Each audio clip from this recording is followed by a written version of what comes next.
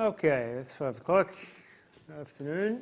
We're going to keep talking about Markov chains this afternoon. So you remember the idea of a Markov chain is that we're interested in some random process, right? So a random process is some random thing that evolves through time.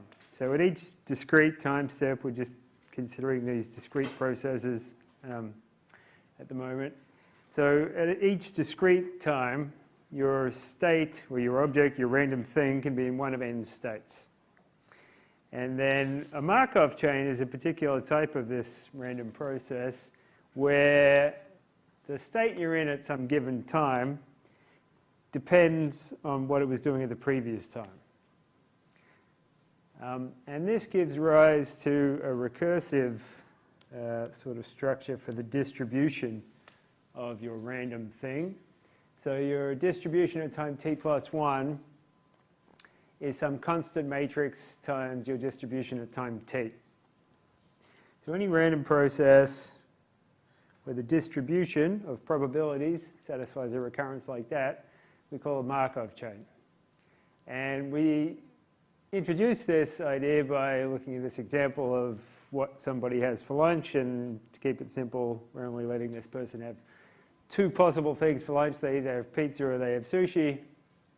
And we found that that was an example of a process with this kind of structure. And one nice thing about these processes that satisfy a recurrence like this is that you can immediately sort of recurse all the way back down to what was happening at time 0.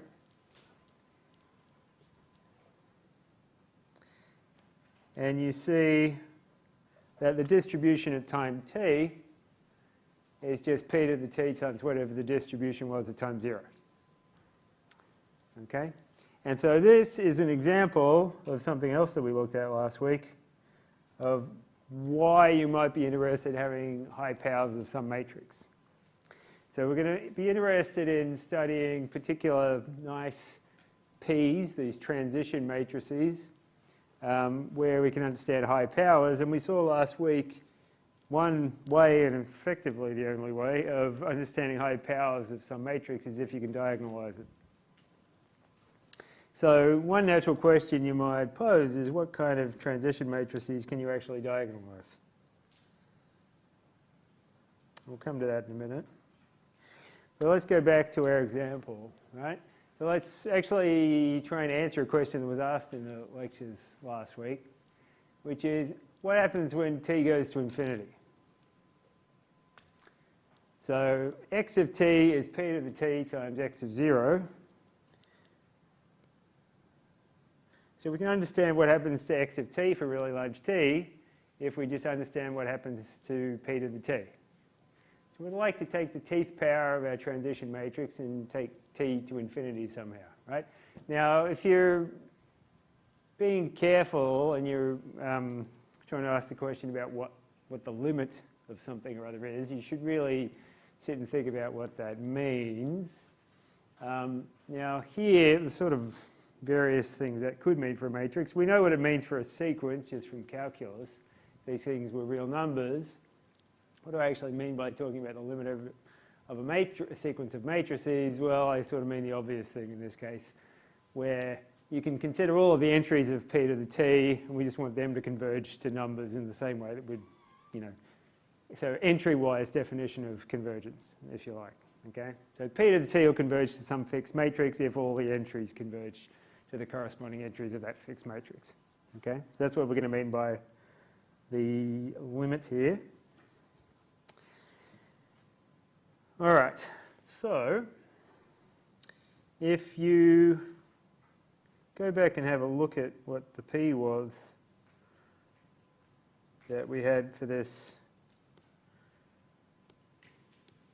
mathematician who likes having lunch, this transition matrix looked like that, and it turns out you can diagonalize this. So exactly the way we did last week, you can diagonalize this by solving the eigenvector problem. So I'm going to use Q, this is a slightly confusing thing about the notation here. Now I'm using P for the transition matrix because that's what everybody does. I was using P last week for the thing that diagonalizes your matrix. We don't want to do that now because we'll get really confused. So I'm using Q for the thing that diagonalizes P. Right? So P is like A was last week and Q is like P was last week. So how did we work out how to diagonalize a matrix last week? We said, well, you go and solve the eigenvector problem. Yes? Sorry, why is the D inverse? D's not inverse. Thanks. They're just getting carried away. So last week we said if you want to diagonalize a matrix, what do? You go and find all the eigenvalues. And then for each eigenvalue, you find a basis for its eigenspace. And as long as the sum of all the dimensions of your eigenspaces equals n, then your matrix is diagonalizable. And what you do to make a basis of eigenvectors is just take the union of a basis for the first eigenspace with a basis for the second eigenspace with a basis for the third eigenspace, blah, blah, blah.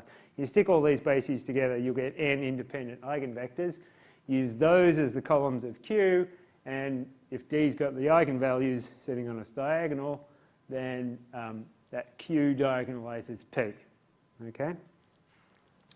And if you go and do that, so there's a little 2 by 2 matrix, you just find its eigenvalues and its eigenvectors. You find it's got 2 eigenvalues. One of them is 1. And the other one is minus a half. And if you go and find the corresponding eigenvectors, you get 2, 1 and minus 1, 1. Okay? Now, just as a little aside here, why is it not surprising that that eigenvalue is 1?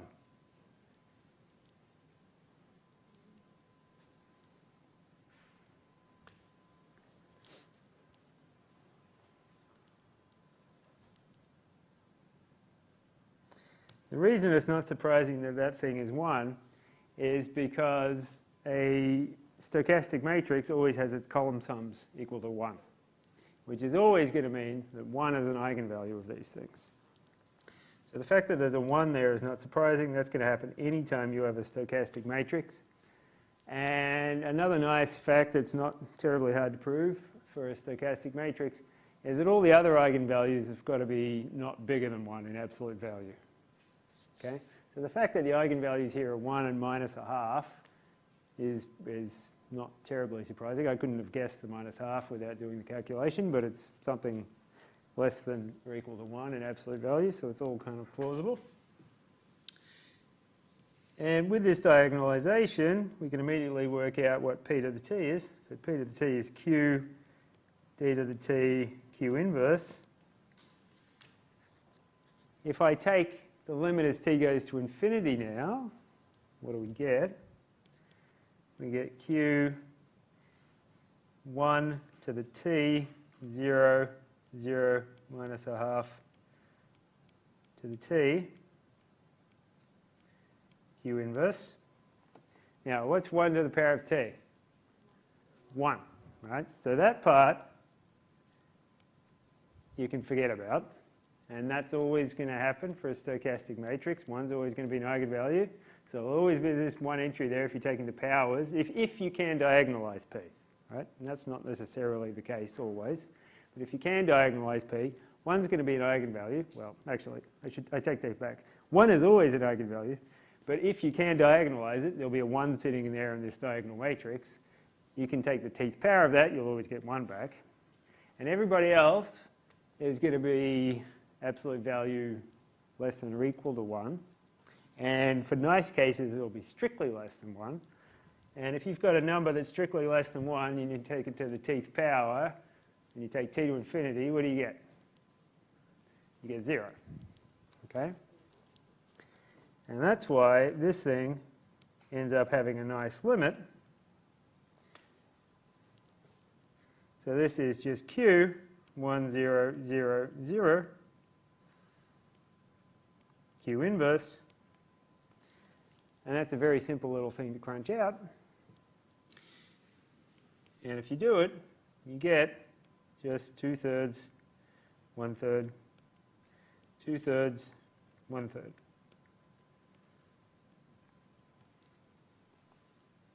Okay? 2/3, 1/3, 2/3, 1/3. Now, what do you notice about that matrix? Column sum to 1, so it's stochastic. That's definitely good. Aha! The two columns are the same. That's not always going to happen, but it's always going to happen in nice cases. So what does it mean in practice? What does it imply that the two columns are always, well, the two columns are the same here? What's it going to mean? They're dependent. Yeah, that's definitely true. In terms of the probabilistic question that we're trying to ask, right? Can you remember what's the JI entry of P? What does it mean? Yep. The probability from going from state I to state J or Yeah. JI. Yeah, I to J. The JI entry is going from I to J. So what this is saying, the fact that the two columns are equal, is saying that it doesn't matter where you start. The probability of ending up somewhere after these infinitely many steps is going to be the same. So there's an independence in the initial conditions. That's what this is saying. So for nice transition matrices, you take the teeth power, you'll get all the columns being exactly equal. And what that means is it doesn't matter what the state was at x0, you're going to get exactly the same thing in the infinite time limit. So we can prove that. That's not just hand waving, right? So let's consider the most general case. So let's say x of 0 is, say, p 1 minus p, right? It's got to be that for some choice of p. In one of the cases above at 0, p 0, and one of the cases above p is 1, and p could be anything in between. X naught has to look like that, because what's x naught got to look like? It's a distribution, so its two entries are non-negative, and they add to 1, right? So for some choice of p, this is what x naught looks like. And x of t is p to the t x of 0. We proved that right at the end last week. And so the limit of this thing as t goes to infinity is the limit as t goes to infinity of p to the t times x of naught.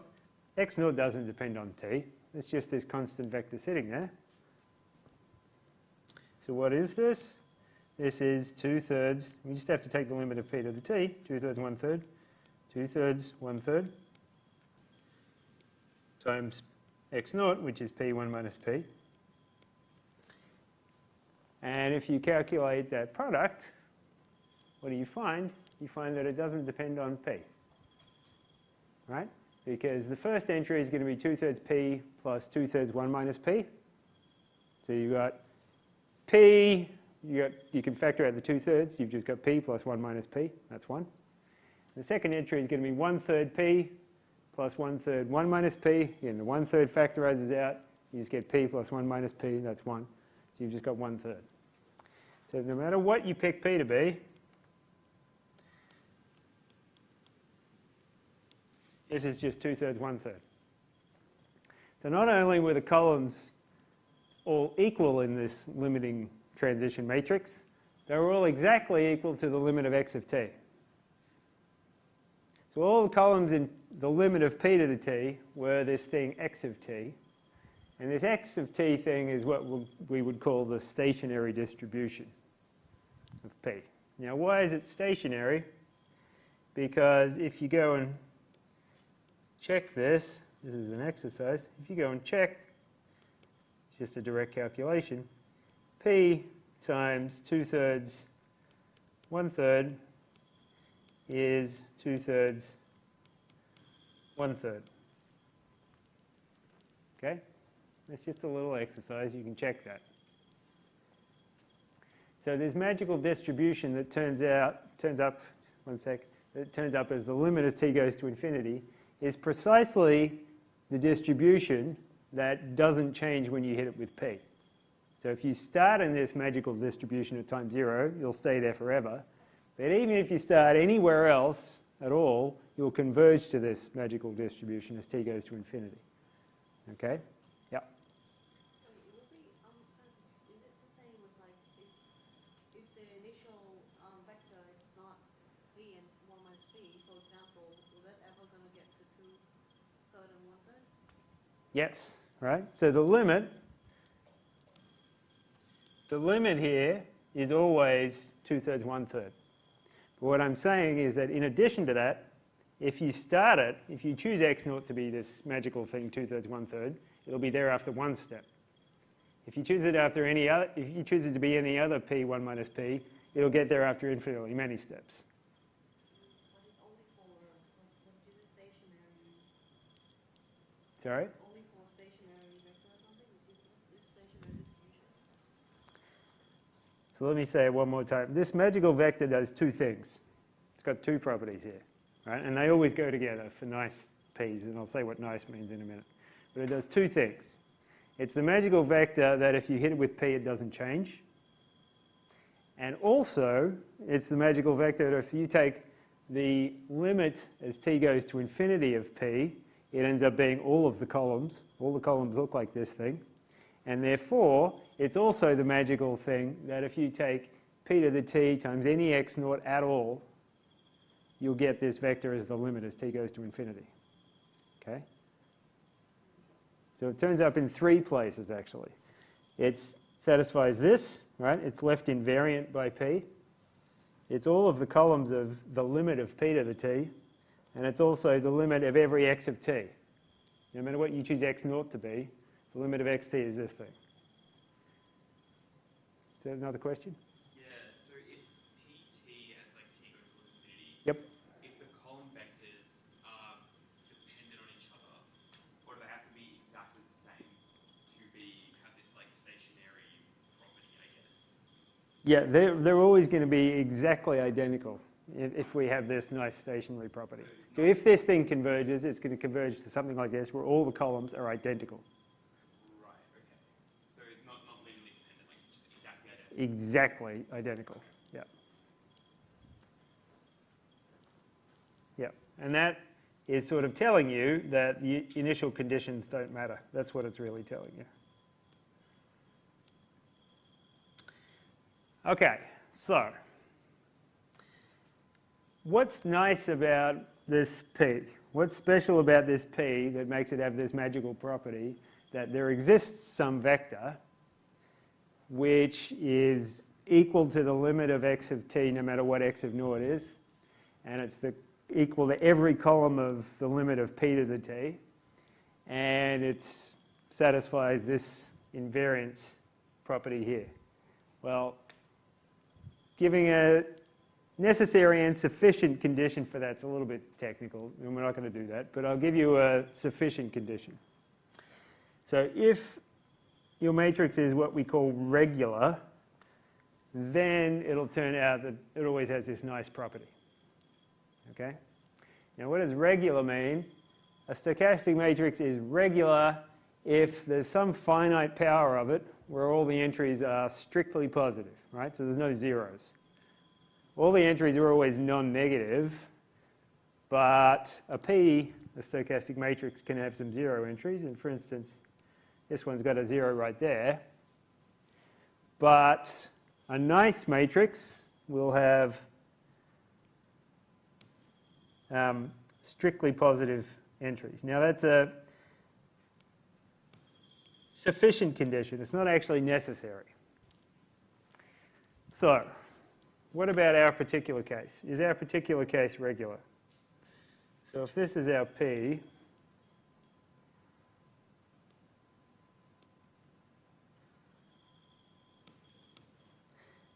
is that thing regular?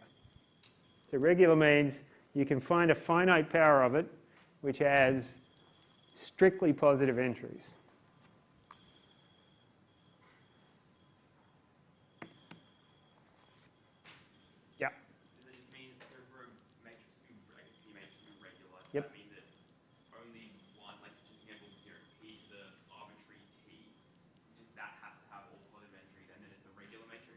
Yeah, if you can find a t. Just So a single one, that's all you yeah, single one's enough.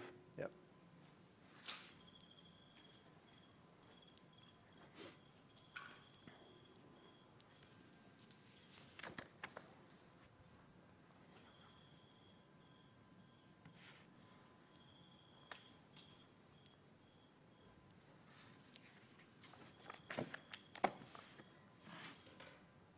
Okay, now there are systematic ways of proving this. There's a big theory of these things. We're not going to do anything sophisticated. So if I ask you a question like this, then either the first power is going to have strictly positive entries, or the second one, or maybe if I'm being nasty, the third one, right? But it's not going to be the 127th. And so this one, after one iteration, it's got all positive entries. And so this goes regular. Okay? So that matrix that we've been looking at is definitely regular. All right, now, that's another nice property of this thing. And what my claim is that it accounts for all of the other nice properties that we've seen so far. Okay? So we've got this theorem here that says if you've got a regular stochastic matrix, then two things. There's a unique probability vector such that PQ equals Q. All right, so we definitely saw that. We had this thing is a probability vector because all its entries add up to 1 and they're non-negative, and it satisfies P that thing equals that thing. Right? So we had the first property here. Now algebraically, what is that saying about Q?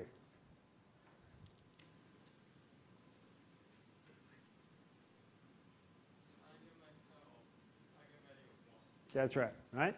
So what this is saying algebraically is that if P is regular, then there's a unique probability vector that's an eigenvector with eigenvalue 1. So what's the dimension of the eigenspace of lambda equals 1?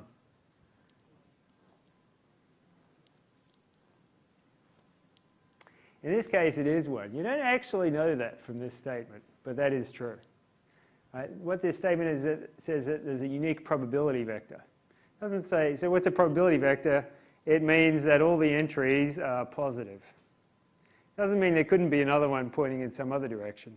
There isn't. But from that first statement there, it's not completely clear. But at the very least, what it's saying is there's only one vector that's going to have strictly positive entries. That's an eigenvector of eigenvalue 1. Okay? Because as soon as you've got that thing, you just divide by the sum of its entries and you've got a probability vector. Right? All right.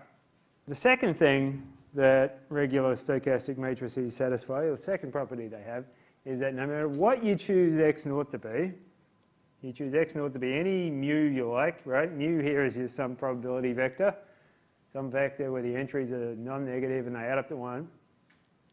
And if you consider this sequence, so mu, p squared mu, that sequence converges to q. So what is this sequence? Mu, p squared mu. What is that? What have we been calling that?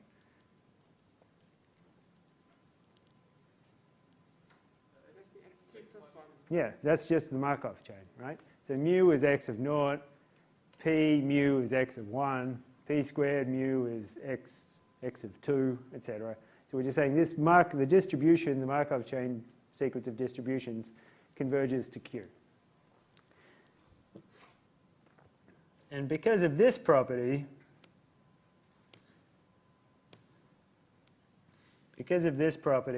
we say Q is stationary. Right? It's the stationary distribution of P. So if P is regular, it's got a unique stationary distribution, And no matter what your initial distribution is, your Markov chain converges to the stationary distribution. So this is very good news. It means you can understand in a very precise way how your Markov chain behaves if it's got a regular transition matrix. And what's more, it's completely reduced this whole probabilistic problem down to an algebraic problem, right? You want to find the stationary distribution. What have you got to do? You've just got to solve one null space problem, right? You know the eigenvalue is 1. So you don't have to go and find the eigenvalues of P. You're only interested in the eigenspace of lambda equals 1. So you've just got to find the eigenvectors corresponding to that thing. So you just go and look at the null space of I minus P. Right? There's going to be a one-dimension, that's going to have a one-dimensional eigenspace. So you go and solve it, and you just, well, so whatever the solution of that is, it's either going to have all positive entries or it's going to have, what's the other option?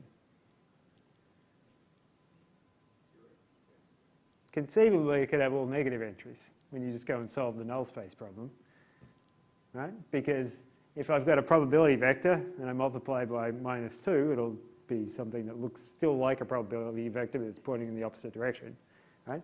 I can still turn that into a probability vector though, right? I do the same trick.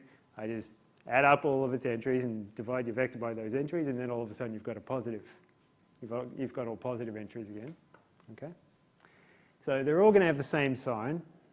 You just add up all the entries, and you get a probability, and divide your vector by some of those entries, you get a probability vector. Okay? Now, the one thing to keep in mind when you're doing this is that this is the one time that you want to normalize a vector by just dividing by the sum of its entries. Normally, when you're doing orthogonality and stuff that we're going to talk about later in the week, you're dividing by the length or whatever, right? So you take the dot product and then you take the square root of that, and that's how you normalize your vectors, because you want things to have length 1 or whatever. But here, we just want it to be a probability vector. So you're not dividing by the square root of the dot product or anything. That's not relevant here. You're dividing by the sum of the entries. And if you want to be really fancy, which we usually do, we're normalizing this with an L1 norm rather than an L2 norm. And if you don't know what that means, that doesn't matter. But there's a perfectly reasonable way of characterizing this. But for us, we just want a probability vector. So you need to divide by the sum of the entries so that the resulting thing has entries summing to 1. Okay. So we've already found the stationary distribution of this guy. If we're going to, let's sort of do this, I guess, slightly more cleanly. If we hadn't already gone and worked out the limit, which is sort of the hard way of doing it, what you would do is just try and find the eigenspace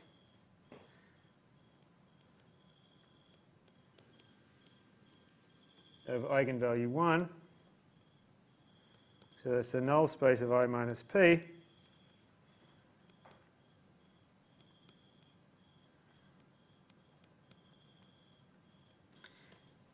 And we've already used the fact that this was the eigenvector or the eigenspace corresponding to lambda equals 1 when we diagonalized it. But you can get away with doing slightly less work if all you're interested in is the t goes to infinity limit. And the unique probability vector that's proportional to 2, 1 is just 2, 1 divided by 3.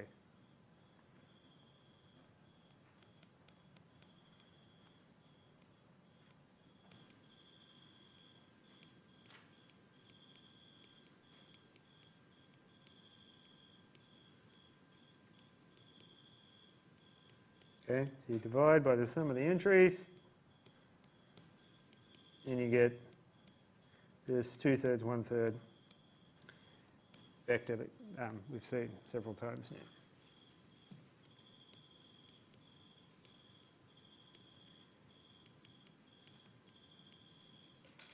So if I had sushi for lunch today, what's the probability I have sushi again on the last day of the universe?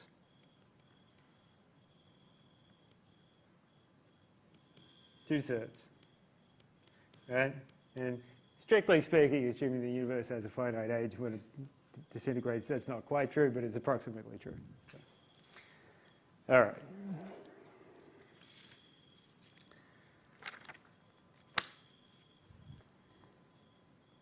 So let's look at another example, play the same kind of game. So now we've got a slightly bigger matrix, we've got this thing. First of all, we want to verify that it's regular, and then we want to find its stationary distribution. So what do? You can check this for yourself, but p squared has positive entries.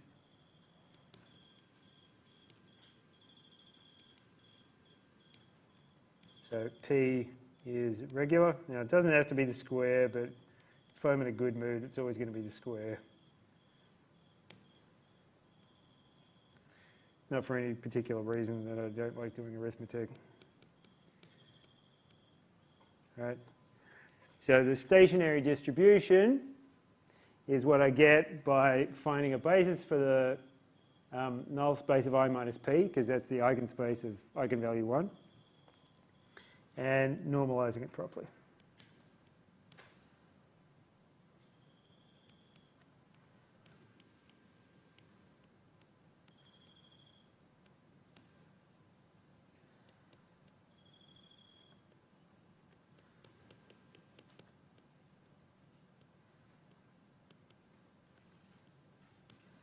Okay, so you look for the unique probability vector in the null space of I minus p. We all know how to do that. Take I minus p, put it in echelon form. In this case, it happens to look something like that. So you can see immediately that this thing has nullity what? It's rank 2, so it's got nullity 1. Right? There's going to be one free variable. That's precisely what you want. These, for if you've got a regular stochastic matrix, the eigenspace of lambda equals 1 should be one-dimensional. So the fact that this thing's got nullity 1 makes perfect sense. So you solve this by back substitution. You find a basis for this null space. It's just any multiple. The space is any multiple of 4, 4, 3.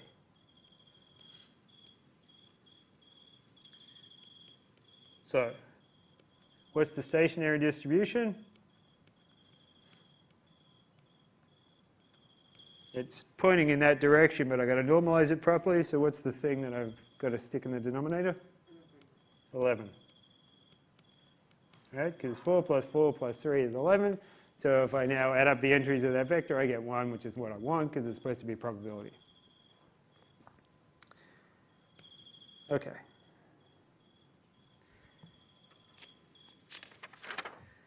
So that's basically all you need to know about Markov chains. I mean, there's a whole pile of other stuff that you could know about Markov chains. And in second semester, I teach a master's honors unit in Markov chains. And this kind of stuff about eigenvalues is maybe 3 weeks of it or something. So you can learn a lot of stuff about the behavior of these things by studying eigenvectors and eigenvalues and stuff. There's also nicer probabilistic methods for understanding these things too. But there's sort of a first hint at what this theory looks like. Now, there's there's a really nice example of an application of these things, which I think Burkhardt usually shows you in 1030, but here it is again, because it's cute.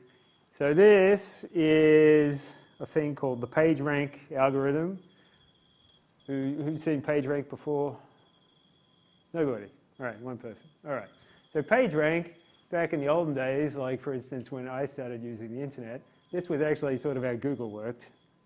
And Larry Page and some other guy whose name I should remember but can't, wrote a computer sciencey paper where they basically wrote down this transition matrix, although they didn't never use the word Markov chain and it wasn't entirely clear they knew what they were doing. But it was a very good idea, but they didn't know I shouldn't say they didn't know what they were doing. They didn't know they were doing it in this sort of language, but the idea is exactly using a Markov chain.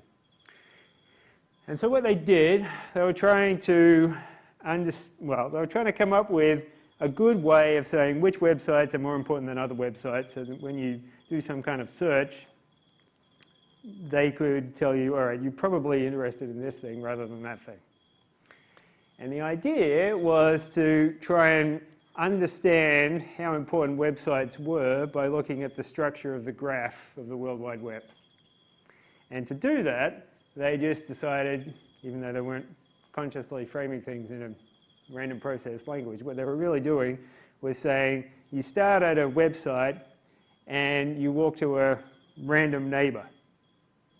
Right? So you pick a hyperlink that that website links from and you traverse it. And then from there, you pick a random website that that thing links to and you go to that one. So you're just sort of web surfing, randomly web surfing. And the more time you spend on some website, the amount of time you spend on a website after you've been doing this random surfing for a really long time is going to depend on how many things link to it. Right? So, and the more, it's fairly natural to say a particular website is important if lots of things link to it. So if you do this sort of random web surfing thing, you'll end up spending more time on websites that have lots of things linking to it. And so it's pretty reasonable to say that that website is more important than one where nobody really is linking to it and which you therefore spend very little time on. Okay? So their idea of how to rank web pages was just send somebody off doing random web surfing and then look at the stationary distribution of the corresponding Markov chain, because this is a Markov chain. You start on some website, you randomly pick a website that's connected to it, you move there, then you randomly pick another neighbor, you move to that neighbor. This is a Markov chain, because the probability of where you are now only depends on where you were one time step ago. Okay? And you can understand this random process in terms of this transition matrix. So forget about this piece for the time being. And if you forget about that piece, then this transition matrix is exactly what I just said, right? So you've got this A here, which is the adjacency matrix for the graph corresponding to the World Wide Web. And you're saying the probability of moving from I to J is, well, if I is connected to J, you get a 1 in the numerator. And what do you get in the denominator? You get a sum of all the other websites that I connects to. So this fraction here is precisely 1 over the number of neighbors that I has. So the probability of moving from I to J, if I and J are actually connected, is precisely 1 over the total number of things that I links to. Right? So you're uniformly picking a neighbor and you're moving to it. If I and J are not connected in the World Wide Web, so I doesn't have a hyperlink connecting to J, you get a 0 in the numerator. Okay? So this is precisely, even though it kind of looks fancy and we're written in terms of adjacency matrices, it's precisely just pick a random neighbor and move there, give all of your neighbors the same probability. Right? So this is the Markov chain. Now, that particular transition matrix isn't regular, and it's a little bit nasty. So one of the important things that Larry Page and his collaborator did was to introduce this piece. And what this says is you do that random walk with probability delta, otherwise you move to a completely random website. So the 1 minus delta means don't do the second thing. So we've got probability delta of doing a move corresponding to this, and probability 1 minus delta of doing a move with probability 1 on n. And the 1 on n is just the probability of picking any of the n websites in the entire World Wide Web. Okay? So with probability 1 minus delta, you just move absolutely anywhere. With probability delta, you take a random walk step on the graph. Okay, move to a random neighbor. Now the nice thing about that is that if delta is less than 1, this thing's strictly positive, so you start off with a p where all the entries are just positive. So that p is regular. right? P is obviously regular because the first power is positive. Okay? So this thing definitely has a unique stationary distribution. You take P to the T, it'll converge to this matrix where all the columns are the stationary distribution. And the idea is that you rank the importance of websites using that stationary distribution. Because the stationary distribution is going to tell you, if you ran this random walk thing for a really long time, the probability of being here, site I, is the ith entry of your stationary distribution. And the entries in your stationary distribution that have big values, so big probabilities, they're going to correspond to websites that are highly connected to everybody else. So they're more important. That's the idea. All right, so let's look at an example of how you do this in practice. So here's a toy chunk of, say, the World Wide Web. Now, the real web has more than 6 websites, but that's, a decent place to play around with. And for reasons that are probably not terribly scientific, in the original applications, delta was picked to be 0.85 just because that seemed to work okay. I don't think there was any other rationale. Now, how would you go about doing this in practice? Well, here's how you would do it in Mathematica. And that's terrible and you can't read it. And is Mathematica going to let me blow this up? No.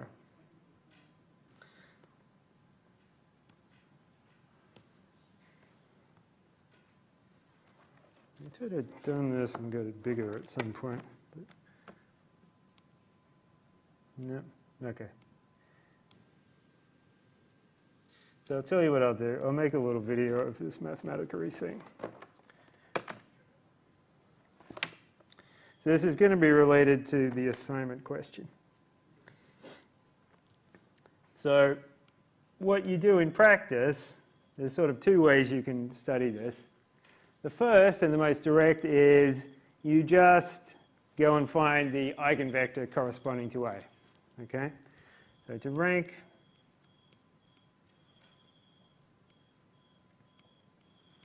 websites, find probability vector, well, stationary distribution.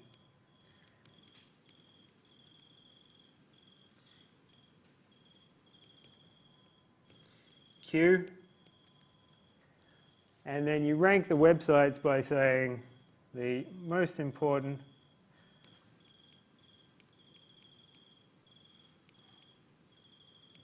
site is one with largest Q entry.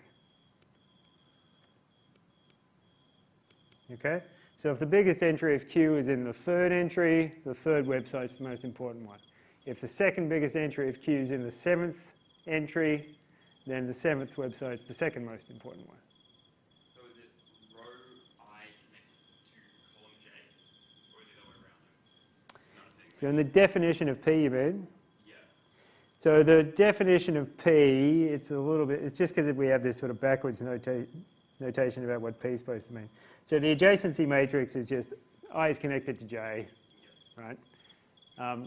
But in P, that means you're talking about the probability of I moving. So it's the Pj entry of P is the Ij entry of A, or corresponds to the Ij entry of A. Just because adjacency matrices and our weird definition of transition matrices are backwards interpretation. The Ij entry of adjacency is how many edges from I to J. But Pji is the probability of moving from I to J. So you need to take a transpose, right?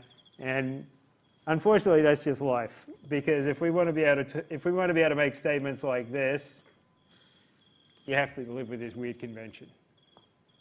If you are happy to take the transpose of this and work with row vectors and live with eigenvectors that are row vectors, then you can take the transpose of P and it works out more nicely, but usually, I've never actually tried with second years, but even at the 4th year level, once I start talking about eigenvectors that are row vectors, people freak out. So I'm not doing that. And you just have this weird convention about J and I, okay? All right.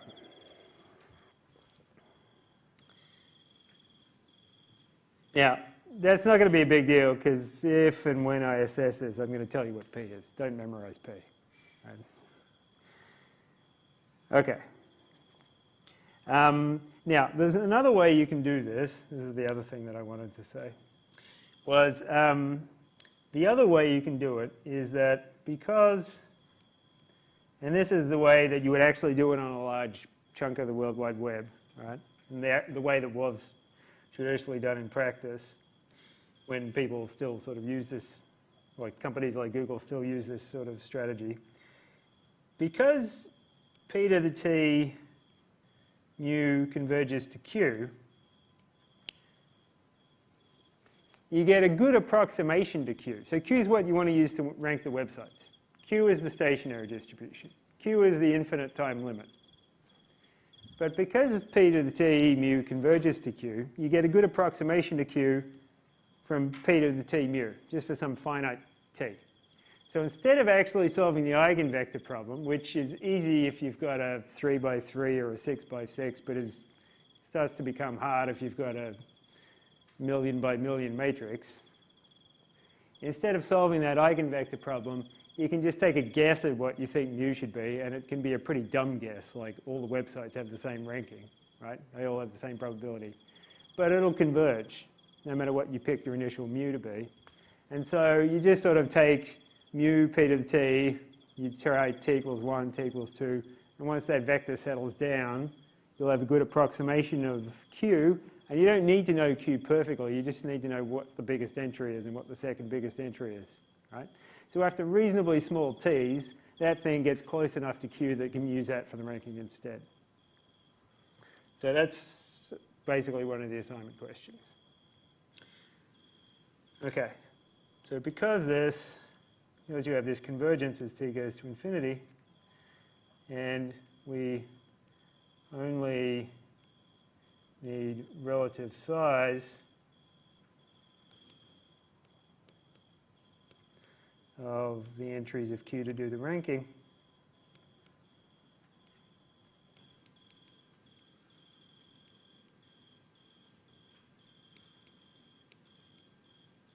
what we can do, we can approximate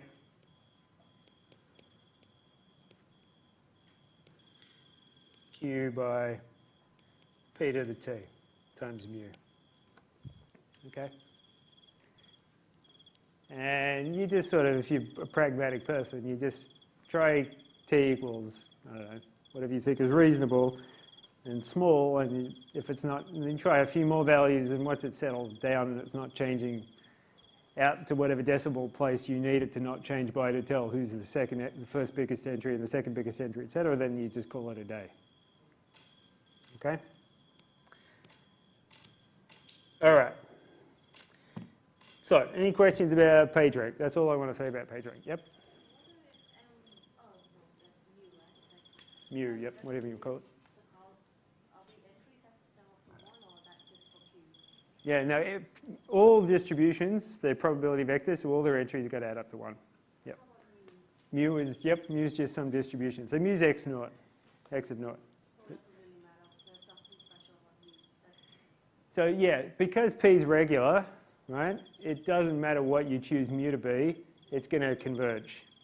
Now, one thing you will learn on the assignment is that depending on what you choose mu to be, it might converge really fast or it might converge less fast. But the limit's going to be the same. So usually it's a better idea to pick mu to be closer to uniform rather than saying this website gets probability 1 and everybody else is 0. But they will all converge, right? Just some more quickly than others. Okay, any other questions? All right, so that's enough to try that question on the assignment, except that I'll give you some hints on the Mathematica stuff. Now, the other thing I want to tell you with 1 minute left is the rest of chapter 6 is omitted. So we're on to chapter 7. And not because it's all bad or we're particularly running behind. I've skipped it the last few years, and I should probably just take it out of the notes. There's some interesting applications there, but we're a bit pushed for time, so let's just skip over them. So starting tomorrow, we're going to talk about inner product spaces. So inner product spaces are generalizations of, well, an inner product is a generalization of the dot product. So you might want to have a look at the definition and stuff before tomorrow, just to get your head around what we're going to talk about. But in the same way that vector spaces generalize Rn, and abstract linear transformations generalize matrix transformations, this stuff, this inner product idea, generalizes the dot product. And we're suddenly going to have notions of length and angle and distance and all those kind of geometric things we haven't had in abstract vector spaces yet. Okay? All right, we'll see you tomorrow.